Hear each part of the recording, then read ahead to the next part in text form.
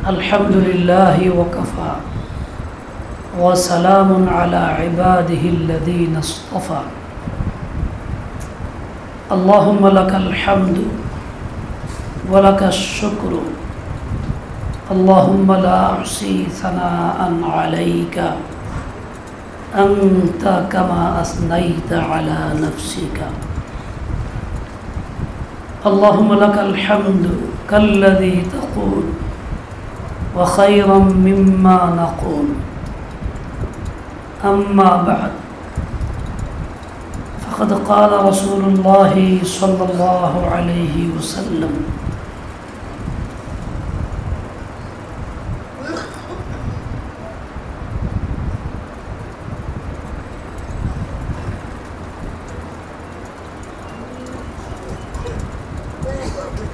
ثلاثة حق على الله عونهم إلى أن قال المجاهد في سبيل الله أو كما قال عليه الصلاة والسلام محترم حاضرين الله পাক এর শুকর আল্লাহ তাআলা আমাদেরকে আজ শাওয়াল মাসের কত 12 শাওয়াল জুমার দিন খানকাহ নূরিয়া আখতারিয়াতে ইসলাহি মাহফিলে শরীক হওয়ার তৌফিক দিয়েছেন এবং মুহতারাম উলামায়ে কেরাম মুখ থেকে অনেক জরুরি নসিহত শোনার সুযোগ দিয়েছেন সেজন্য আল্লাহ পাকের শুকর আদায় করি আলহামদুলিল্লাহ আলহামদুলিল্লাহ আলহামদুলিল্লাহ তিনবার বাবুনরাও শুনতেছেন নিজ নিজ জায়গা থেকে আল্লাহ পাক সবাইকে সর্বোত্তম বিনিময় দান করেন জুমার নামাজের পরে সাদাকা জারিয়া হিসেবে অনেকেই শরীক হয়েছেন আশা প্রকাশ করছেন ওয়াদা করছেন আল্লাহ তাআলা সকলের আশা ওয়াদা এই সবগুলি পূরণ করেন বাস্তবে পরিণত করার তৌফিক দান করেন বিনিময়ে জান্নাত নসিব করেন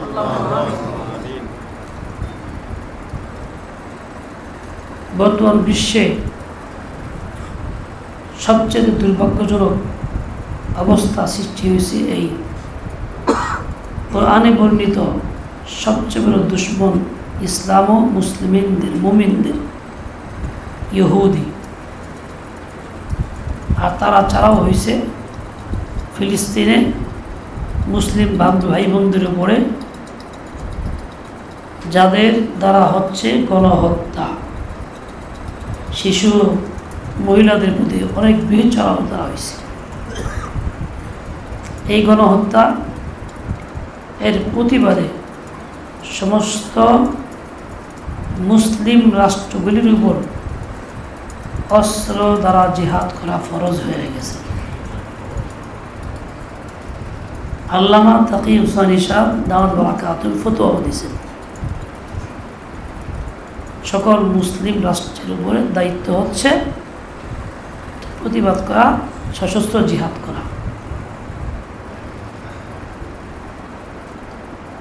শুধু আশপাশের না সারা বিশ্বের সকলের দায়িত্ব আল্লাহ তাআলা উম্মতে মুসলিমাকে জাগায় দেন ঘুম ভাঙ্গায় দেন এবং সশস্ত্র জিহাদ করে বাতিলকে দাবায় দেওয়ার তৌফিক আল্লাহ তাআলা দিয়ে দেন এরই জিহাদেরই একটি অংশ মৌখিক প্রতিবাদ যা করা হইতেছে আগামীকাল শনিবার ঢাকাতে লং মার্চ ফর গাজা অনুষ্ঠিত হবে তারপরে আবার রমনাদের উদ্যানে গণজমায়েত হবে মৌলানা মুফতি আব্দুল মালিক সাহেব দাম বারাকাতুহুম যিনি বাংলাদেশের অন্যতম মুফতি খতিব বাইতুল মুকাররম তিনি আহ্বান করেছেন, ভয়াজও দিয়েছেন অংশগ্রহণের জন্য। আমরা আমাদের মতো যে যেখানে সেখান থেকেই ওই প্রোগ্রামে অংশগ্রহণ করার চেষ্টা চালাব ইনশাআল্লাহ।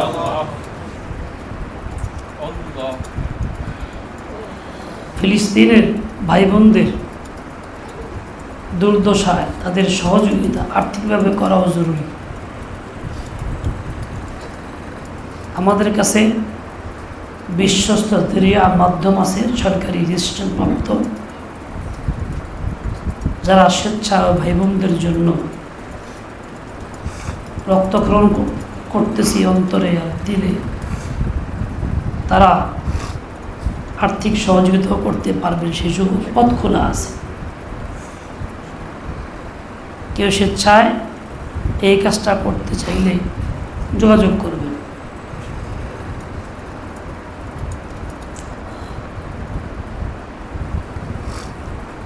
আমি মনে করি এটা আমাদের সকলের জন্য ফরজ। ফরজ ইবাদত, ফরজটা ইবাদত। ফরজ করলে ইবাদত হয়, ইবাদতে জান্নাত মিলে। জান্নাতের প্রতি একটা আল্লাহ পাক আমাদের সহি বুঝদান, আমলের তৌফিক দান করেন। তিন ব্যক্তির সাহায্য করা আল্লাহ তাআলা লাজিম করে নিয়েছেন। তিন ব্যক্তিকে আল্লাহ তাআলা অবশ্যই সাহায্য করেন। একজন হচ্ছে সেই ব্যক্তি যে গুনাহ থেকে বাঁচার জন্য, সতীত্ব রক্ষার জন্য বিবাহ করে। তার কাছে টাকা নেই, পর্যাপ্ত ব্যবস্থা নেই, বাড়িঘর নাই, গুনাহ থেকে বাঁচতে চায়। তার সাহায্য করা আল্লাহ তাআলা লাজিম করছেন, অবশ্যই করবেন। তার প্রয়োজন আল্লাহ পূর্ণ করবেন। দ্বিতীয় ব্যক্তি যে গোলাম ছিল, মুক্তির জন্য মালিকের সাথে চুক্তি করছে লিখিত, একদিনের মধ্যে টাকা পরিশোধ করে মুক্ত হবে। যদিও তার কিছু নাই, মুক্ত হইতে চায়, আল্লাহ পাক তারও সাহায্য করবেন, অবশ্যই লাজিম করে দিয়েছেন। আল্লাহ চান বান্দা আরেকজনের গোলাম হয়ে, বান্দা হয়ে না থাক, তাই সে বান্দার দাসত্ব থেকে মুক্ত হয়ে আল্লাহর দাস হোক। এই সাহায্য আল্লাহ তাআলা করবেন। ঘুমাইতেছে কে রাইডা?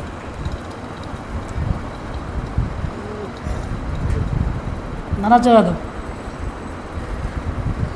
তৃতীয় ব্যক্তি আল মুজাহিদ ফি সাবিলিল্লাহ, যে আল্লাহর রাস্তায় জিহাদ করে। বিশ্বের যেখানে, যে কোনো জায়গাতে, যে কোনো ব্যক্তি আল্লাহ সন্তুষ্টি কামনায় বাতিলের মোকাবেলা করে, দুশমনের মোকাবেলা করে এবং বাতিল প্রতিরোধ করে, নাহি আনিল মুনকার করে, বাতিলের মোকাবেলায় হককে গালেব করার চেষ্টা চালায়, এরা সকলেই মুজাহিদ ফি সাবিলিল্লাহ।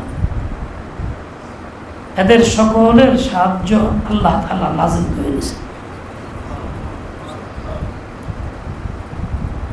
ফিলিস্তিনে যে সমস্ত মুসলিম ভাইরা তাজা রক্ত ঢালতেছে নিজেদের ইখলাসের সাথে আল্লাহকে রাজি করার জন্য,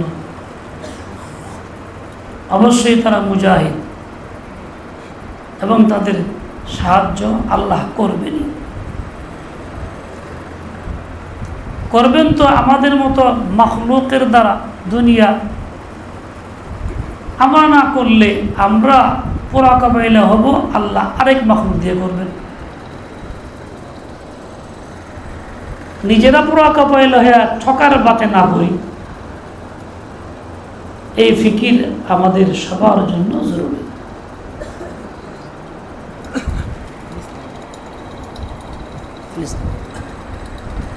ফিলিস্তিনের জন্য আবু হানিফা 1000 টাকা দিয়েছে, আহমদ কই?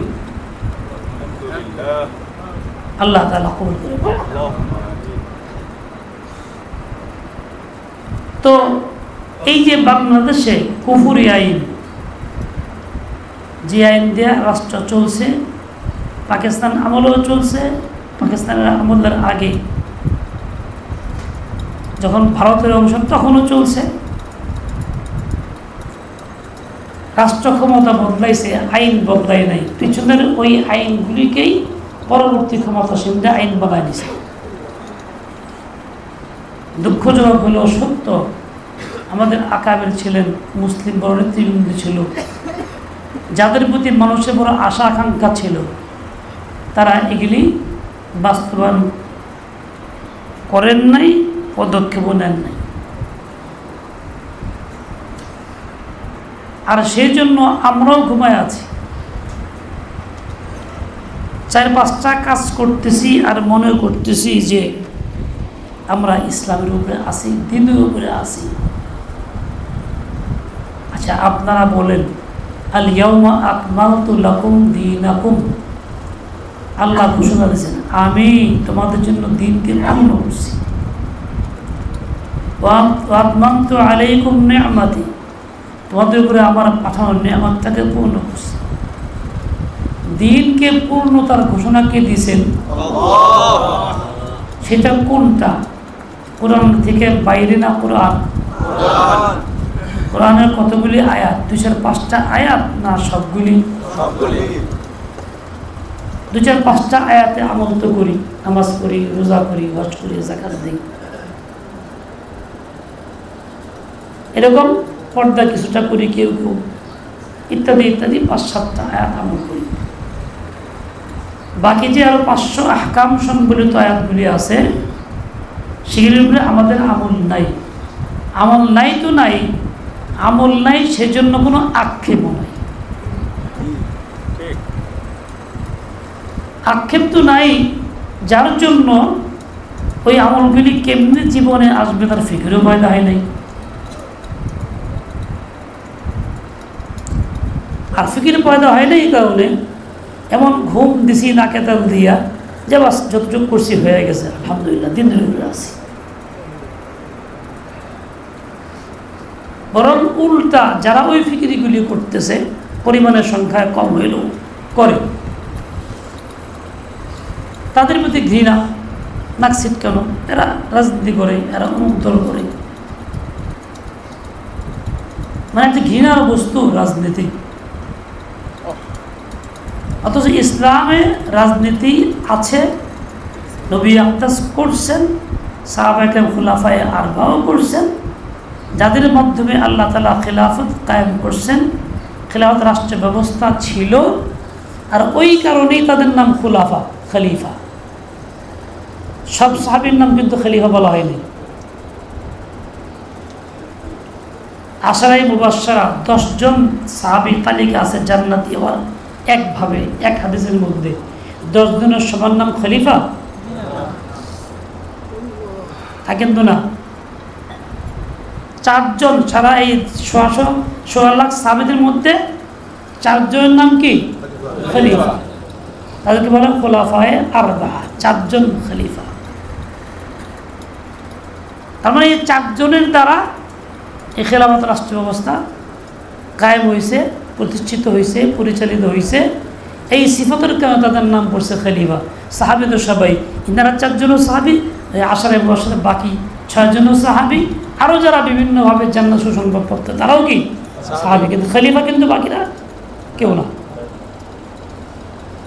যদি এইটার মর্যাদা নাই থাকতো তাহলে আল্লাহ নবী ইনাদেরকে এই সিফাতে ডাকতেন না, আলাইকুম বিসুন্নতি ওয়া সুন্নাতিল খুলাফাইর রাশিদিন আল মাহদিয়িন বলতেন না। স্বয়ং নবীর মুখের কথা এটা, সারা উম্মত জানে। তাহলে খেলাফত যারা কাজ করছে তারা রাশিদিন ও মাহদিয়িন, সঠিক পথের পথিক, হেদায়েত প্রাপ্ত।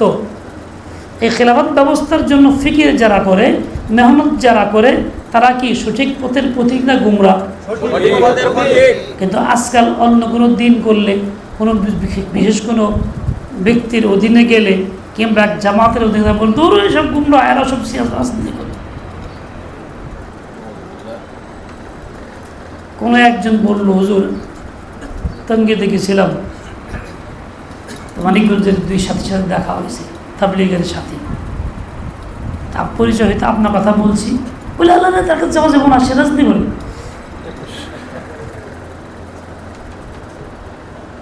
কেমন তাবলীগের সাথী হইল, ইমানের কথা কেমন দাওয়াত দেয়, ইমান কেমন হইল, সে রাজনীতি করে যাওয়া যাইব না। তো ইমান কোন দ্বারে গয়? খেলাফত প্রতিষ্ঠার চেষ্টা মেহনত যদি অন্যায় হয়, তাহলে ইমান বাকি কোনটা? কোন যুগের নাম ইমান হবে? আমি করতে পারি না, আমার আক্ষেপ করা দরকার। করি নাই, ভুল করছি, আক্ষেপ করা দরকার। করব, চিন্তা করা দরকার।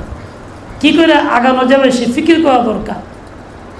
গুনাহ পরিত্যাগ করা ফরজ, গুনাহ পরিত্যাগ করা ফরজ, গুনাহ করা হারাম, নাকি? সবাই এক মুদ্রার সাথে গুনাহ করা আর গুনাহ ছাড়া ফরজ। ছাড়তে না পারলে ছাড়ার জন্য মেহনত করাও ফরজ। শক্তি না থাকলে শক্তি অর্জনের চেষ্টা করাও কি ফরজ। যেগুলো একেবারে কথা সব কিতাবে আছে, লেখা আছে, বানানো কোনো কারো কথা না।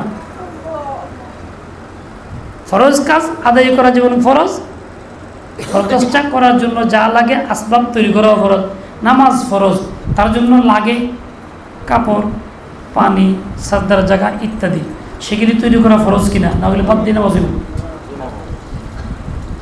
সতর জায়গা কিবলামুখী হওয়া সব ফরজের মধ্যে বয়ান হয় না? শর্ত রুকুন সহিত আছে, হ্যাঁ? ভিতরে বাইরে কত ফরজ? 13 ফরজ।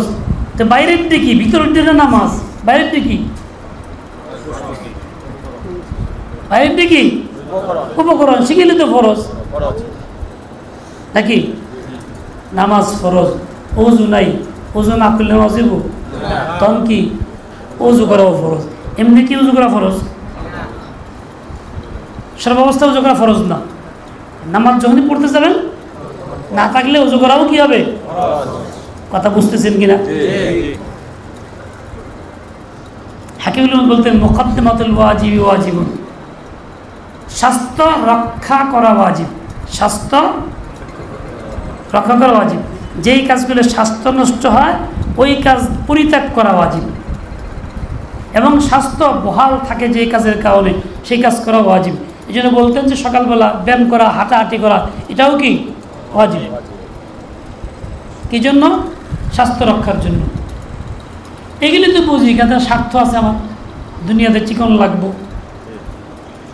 যেই বলা হবে আল্লাহর হুকুম বাস্তবের চেষ্টা করে, এখানে বুঝি না, স্বার্থ দেখি না। উনি খালি কি দেখি? খালি কাটা দেখি, খালি কাটা আর কাটা। ও ভাই, আল্লাহ তাআলার রাস্তার কাটাও দুনিয়ার লক্ষ কোটি ফুলের চেয়ে ভালো। কাটা যদি নাই দেখো, ভালো নাই বসো, ফুল পাইতে আশা করো না। ফুলের সাথে কাটার সম্পর্ক গভীর। যেখানেই ফুল সেখানেই কাটা। গোলাপ ফুলের গাছের ফুলটা সুন্দর, বিভিন্ন রঙের গোলাপ তো আছে, সুগন্ধিও আসে, কিন্তু পাইতে গেলে কি কাটা কিছু বিন্দে কি বিন্দে না, পোষা লাগে কি লাগে না? বাসায় একটা গোলাপ ফুল গাছ আছে, ডাইল বড় হয়ে শীত এসছে, এটা কাটার লেগে আমি ধরছি হাত দিয়ে, আমার আঙুলের ইন্দে ঢুকিয়া চালো শুদ্ধ উঠাই হয়ে গেছে কাটায়। খেজুর গাছের মিষ্টি রস, কিন্তু কাটা আসেনি, হ্যাঁ? কাজে মজা পাইবে, আর কাটা লাগবো না এই চিন্তা করো না। বড়ই গাছের বড়ই কত মিষ্টি, কাটা আসেনি, কত মজাদার বড়ই, ভাল লাগে, হ্যাঁ? কমলা গাছে কাটা আসেনি, লেবু গাছে আসেনি, কাটা ছাড়া তুমি ফলের আশা করো। বেল গাছে বেল তো কত উপকারী, গ্যাসের রোগীর মুখ তুমুক, কিন্তু গাছ কাটা কি ছোট ছোট না বড় বড়? বেল গাছেও কাটা আছে, কিন্তু আল্লাহ কাটা খামাখা দেয়নি, উপকার লেগে দিছে নাকি? কোনো কোনো শাক শাক আছে, গাছ যেগুলির মধ্যে কি আছে, সুং আছে, লাগলে ব্যথা কষ্ট পাওয়া যায়। আল্লাহ তাআলার রাস্তার কাঁটাগুলি তোমার লক্ষ কোটি ফুলের চেয়ে অনেক ভালো, অনেক ভালো। আল্লাহ সন্তুষ্টির কাঁটা চাই, ফুল বিছানা চাই না। আল্লাহ তাআলা ফুল বিছানার জন্য পয়দা করে নাই, কাঁটার জন্যই দুনিয়াতে পয়দা করছে। কাঁটা খাইবা, ফুল বিছানা জান্নাতে মিলবে। আর দুনিয়াতে কাঁটা খাইবা চাইবা না, ফুল বিছানা চাইবা, স্বপ্ন হবে, স্বপ্ন হবে, বাস্তবায়ন হবে না। আল্লাহ আল্লাহ, এমন মেজাজ হয়ে গেছে যে আমরা একটা হক কথাটাকেও বলি না, বলতে রাজি না। আল্লাহ পাকের আইন তো বাস্তবে নাই, করিও না, মানিও না, মানার জন্য চেষ্টাও করি না, দাবিও করি না। অথচ আইন যত কঠিনই হোক, কঠিন আইনের মধ্যে দাবি করার সুযোগ আছে কি নাই? বাংলাদেশ সরকারের কাছে জনগণ আবেদন করতে পারে না, দাবি করতে পারে না? এটা কি রাষ্ট্রীয় আইনে দাবি করার অধিকার নাই? আমরা যদি এই দাবি করতাম, মিছিল দিতাম যে আমরা কি চাই, আল্লাহর আইনে বিচার চাই, বিচার ব্যবস্থা আল্লাহর আইনে চাই, যদি সবাই মিলে দাবি করতাম, বলতাম, আলোচনা করতাম, মিছিল মিটিং করতাম, তাইলে কি আমাকে সরকার আমার কথা শুনতো কি শুনতো না? আমরা বিচার তো চাই, কাফের আইনে চাই, বলি কি উমুকের ফাঁসি চাই, ফাঁসি চাই। ফাঁসি কি ইসলামের আইনে না কাফের আইনে? কথা কয় না। ইসলামের আইনে ফাঁসি বলতে কিছু নাই। উমুকে হত্যা করছে, জানছি, ধরতে পারছি, মিছিল করি, ব্যানার লাগাই, মৌন মিছিল, তমুক মিছিল, তার মধ্যে কি লাগাই, উমুকের ফাঁসি চাই। তার মানে এমন যোগ্যতা নাই যে ওই লোকটার বিচারটা আল্লাহ এনে চাই লিখি, এটাও যোগ্যতা নাই। ওইটাই পছন্দ লাগে, কুফুর পছন্দ লাগে, কুফুর আইন পছন্দ লাগে। একবারও লিখি নাই, বলি নাই যে অমুক হত্যার, আল্লাহর আইনে অমুক হত্যার বিচার চাই, আল্লাহর আইনে বিচার চাই। এই কথা লিখলে কি কোনো অসুবিধা হইব? দেশের সংবিধান অমান্য করা হইব? অমান্য করা হইব না। কারণ দাবি করতেছি আমি, দাবি করার অধিকার সবারই আছে। আফসোস যে এটা যে ভালো নেয়া মন্দ কাজ করি, এইটাও বুঝি না। এই কি করস? ওই কিছু করি না। তাহলে কি করুম? বলে কিছু কেউ করতে পারবি না। তাহলে কি করুম? বলে কেউ করতে পারবি না। কিত্তাম? বলে কিত্তাম পারতি না। আমাকে অবস্থা হয়েছে এরকম, এমন ঘুম দিছি, কোনো খবর নেই। আহা আফসোস। ধর্ষণ করছে, ধরা পড়ছে, সবই হয়েছে, সরকার অ্যারেস্ট করছে, বিচারের আওতায় নিছে, দেশীয় আইনে। আমরা দাবি কি উমুকের ফাঁসি চাই, তো কইতে পারতাম না? উমুকের আল্লাহ আইনে বিচার চাই, ফাঁসি চাই উমুকের লেগে, এটা কইতে পারতাম না?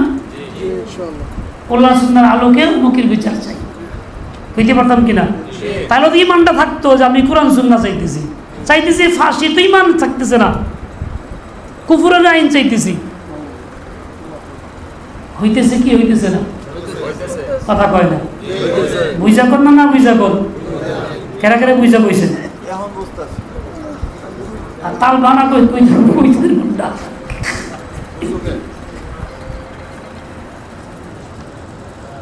বুঝাইতে পারলাম নি?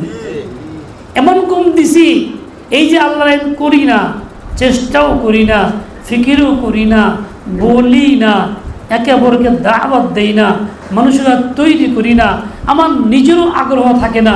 এভাবে আমি কুফরের সঙ্গে, আইনের সঙ্গে, রেওয়াজের সঙ্গে মিশে গেছি, ওটাই ভালো লাগতেছে, ওটাই পছন্দ করতেছি। আফসোস লাগে এই যে এত গণহত্যা চলছে ফিলিস্তিনে, অথচ ইসরায়েলের পণ্য আমরা এখনও পরিত্যাগ করি নেই। অনেকের ঘরে কুরকুরি কিনে আছে, ফালাই দেয়নি। শেষ হইলে এটা শেষ, আর কিছু না। এই চিন্তা করতেছি, তো ঘৃণা তো কোথায় আসলো? শেষেও তো এমনি শেষ, ফারাল্লাহ বুকে তোর ঘৃণা তো এটা ফেলে দেই। অনেকের দোকান আছে, পণ্য কেনা আছে, এই যে পয়সা হলে আর কিরম না, আর নতুন মাল ওঠাবো না, এই চিন্তা কেউ করে। আর নতুন মাল না ওঠাই তোমার কি, এই যে আছে এই যে ব্যস্ত, এই পয়সা বই যাইতেছে, ফেলে দাও। তোমার দোকানে যদি এরকম হইতো, বিষাক্ত সাপ আইসা সবগুলি মালের মধ্যে বিষ ছড়াইতো, তুমি কি কইতা? থাক এটি বেশি আর যা কইতা না, কি কইতা? তাতেই ফালা, হাতে ধরিস না, জলদি ফালা, কইতা কি কইতা না? তোমার ইমানের মধ্যে বিষ ছড়াই দিছে, ইমান নিস্তেজ করে ফেলছে, তোমার ইমানকে ইমান রাখে নাই, ইমানকে কুফরের অধীনে বানায় ফেলছে। এই জন্য এই পণ্য বর্জন করতে মনে চায় না। তুমি এখন টাকা দিয়ে কিনো, তোমার লজ্জাও হয় না, ফিকিরও হয় না। তোমার ভাইয়ের রক্ত কোথায় যায়, বোনের রক্ত কোথায় যেতেছে? আলেম ওলামার মধ্যে কি খুশহালের মধ্যে আছে, দাওয়াত খাইতেছি, গল্প করতেছি, পান খাইতেছি, অনুষ্ঠানের মধ্যে ওই সমস্ত আবিজাবি দিয়ে হাত ধুইতেছি, এতে কত ফিকির হইতেছে না। মাদ্রাসাগুলি পর্যন্ত, মসজিদগুলি পর্যন্ত, মানে আমরা এমন বশ্যতা স্বীকার করে ফেলছি কুফুরের কাছে, আমাদের কাছে কুফুরটাই প্রিয়, ওদের আসলাফগুলি প্রিয় হয়ে গেছে। এইরকম অচেতন হয়ে গেছি। এই অবস্থায় এইরকম মুর্দা মার্কা ইমান নিয়ে কবরে যাওয়ার আশা করা মুশকিল।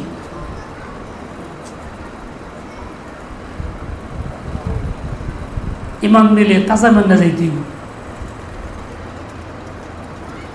মজবুত ইমান না যাইতে।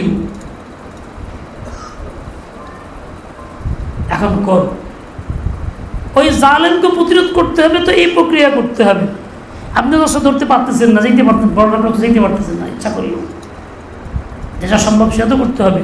সম্ভব পণ্য সব বর্জন করা, ফেলে দেওয়া, না কি না সবাইকে উদ্বুদ্ধ করা, বাংলাদেশ সব মুসলমানকে আওতায় আনা, যে একজন মুসলমান এই পণ্য না কেনে, দোকানে থাকলেও ওদিকে তাকাবে না, ঘুরে বেড়ে কিনবে না, তাহলে দোকানদারা বেচবে কোথাও? ওরা মাল ওঠাবে না, ওরা মাল আনবে না, না আনলে তো ফ্যাক্টরি এমনি বন্ধ থাকবে।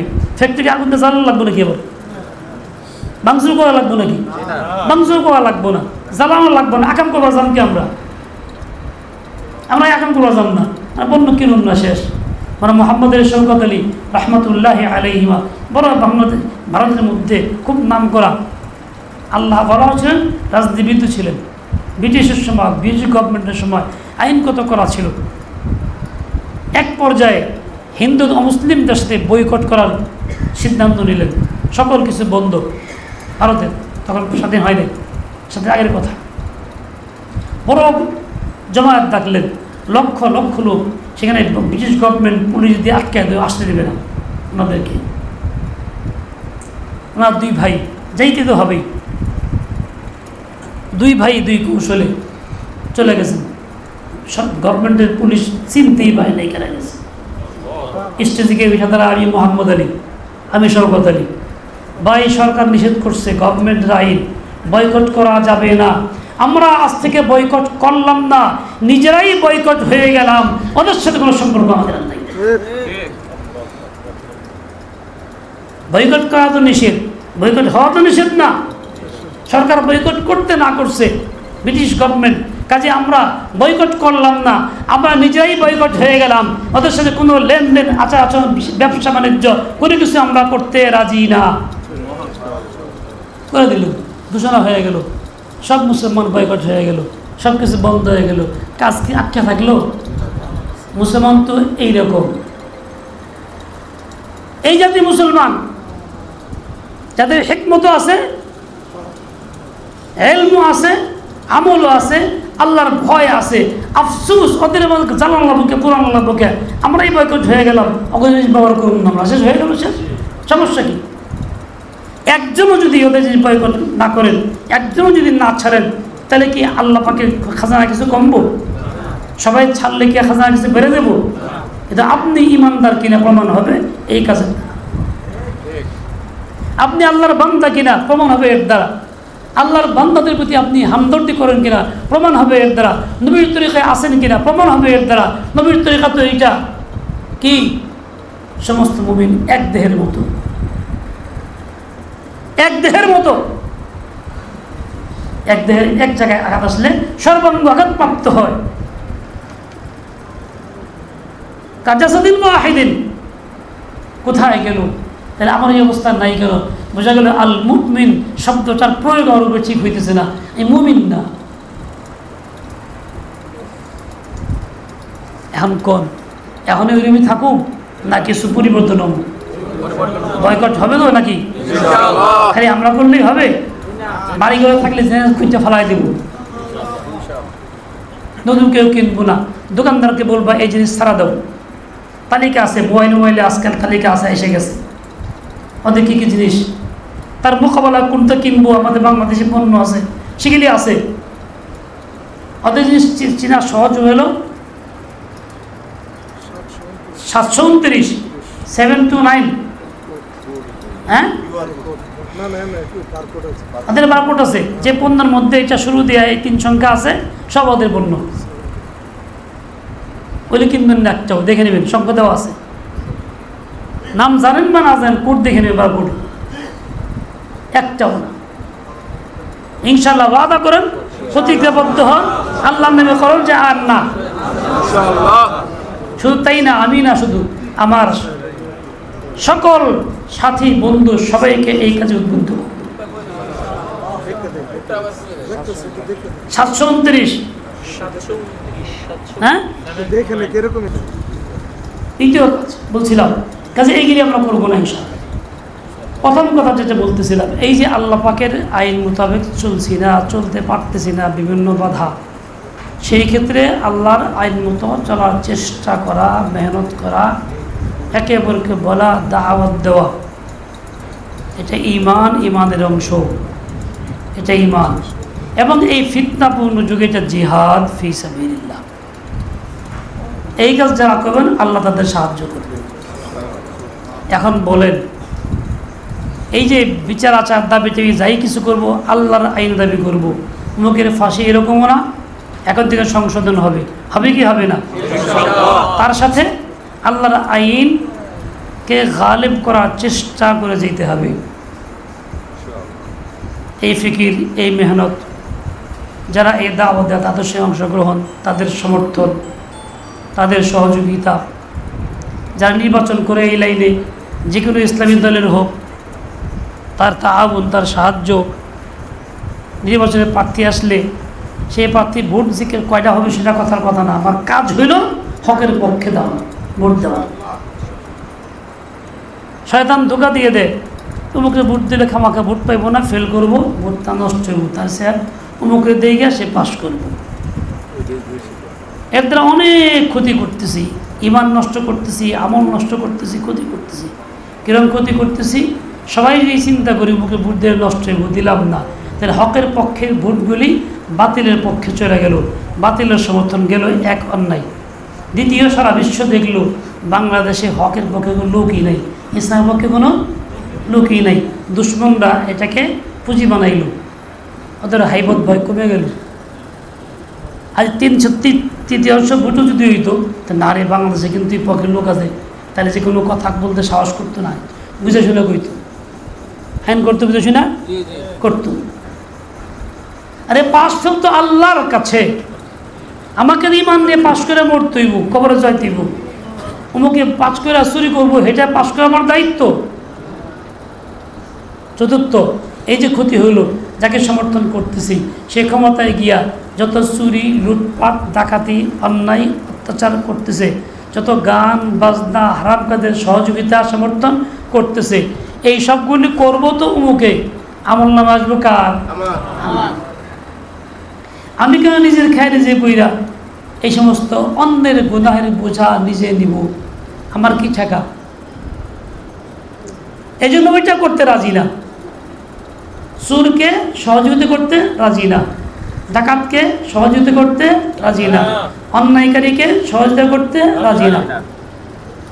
তাছাড়া দল বড়, অমুক দলে ভোট দিয়ে পাশ করব, একদল ধর্মনিরপেক্ষতা কুফর, আরেক দল সকল ক্ষমতা জনগণ কুফর। সমর্থন করলাম মানে কুফুরকে সমর্থন করলাম। কুফুরকে সমর্থন কইরা ঈমান নিয়ে থাকতে পারবো, এটা কখনো হইতে পারে না, স্বপ্ন। দাবি ইমানের, ভিতরে কুফর। ভিতরে কুফর, উপরে ইমান, তার নাম মুনাফিক। ভিতরে কুফর, তার উপরে ইমান, তার নাম কি? আমরা কি মুনাফিকের কাতারে যাইতে চাই না মুমিনের কাতারে থাকতে চাই? তাহলে ভিতর বাইরের সমান থাকবো কি থাকবো না? বাংলাদেশ খেলাফত মজলিস, সেগুলো দেশ আল্লামা আজিজুল সব থাকতেও করি, এখনো করি, আগেও করছি, এখনো করছি, করেই যাব। তাদের কাজ কি? এই আল্লাহর আইনকে আনার চেষ্টা করা, দিনকে গালেব করার চেষ্টা করা। এই জন্য আপনাকে দাওয়াত দিছি, আগেও দিছি, এখনো দিয়ে দিব। দাওয়াতটাকে ব্যাপক করার জন্য একটা পোস্টার করছি, একটা পোস্টার দেওয়া হচ্ছে, ওইদিকে ফিরে দেওয়া হবে।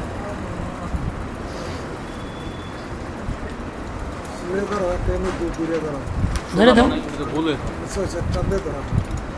দুই মাথা টানতে ধর, দেখা যায়। এই বাতি জ্বালাও, বাতি জ্বালাও।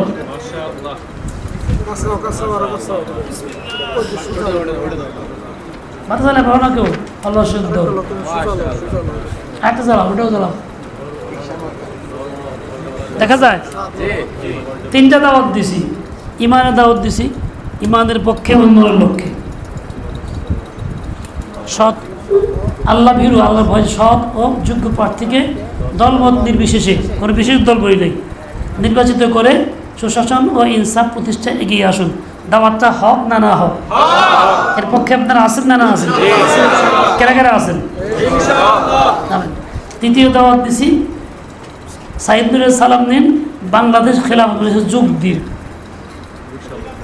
বাংলাদেশ খেলাফত মজলিসে দাওয়াত দিছি, এবং এই প্রতীকটা হলো বাংলাদেশ খেলাফত মজলিসের প্রতীক, নির্বাচনের প্রতীক না। যে নির্বাচনে ভোট দেন তা কিন্তু যাবেন না, দেখি দলীয় প্রতীক। এটা দিছি, এটা সারা দেশে ছড়াই দিব এই দাওয়াতটা। আপনারা এই দাওয়াত ছড়াই থেকে কেটা দিয়ে সহযোগিতা করবেন? কি সহযোগিতা করবেন?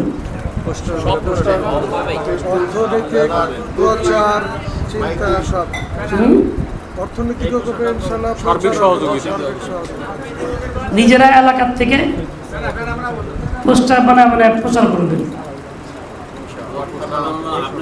এখান থেকে আপনি পোস্টার নিয়ে যাবেন, যারা মানিকগঞ্জ জেলা তারা সহজে আমার চিনবই, সব জায়গায় লাগাবেন।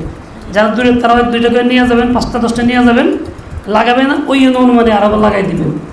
এলাকার স্থানীয়ভাবে আলেম ওলামা যারা এই দলে তাদের নাম দিয়ে দিয়ে লাগাই দিবেন, বানায় বানায়। এখান থেকে যারা নেবেন তারা নিজেরা গায়ে পরিশ্রম করবেন, পয়সা দিয়ে আঠা ইত্যাদি তৈরি করে লাগাবেন। শিক্ষা প্রতিষ্ঠানে, রাস্তার মোড়ে যে লোকজন বেশি থাকে, দোকানপাট যেখানে বেশি আছে, কোনো মসজিদ কেন্দ্রিক, মাদ্রাসা কেন্দ্রিক, যেখানে জোর সমাবেশ বেশি, এসব জায়গা সব ঘরে লাগানোর দরকার নাই। বাজারে 2-4 করে লাগাই দিবেন, যাতে অনেক লোকের দাওয়াত হয়।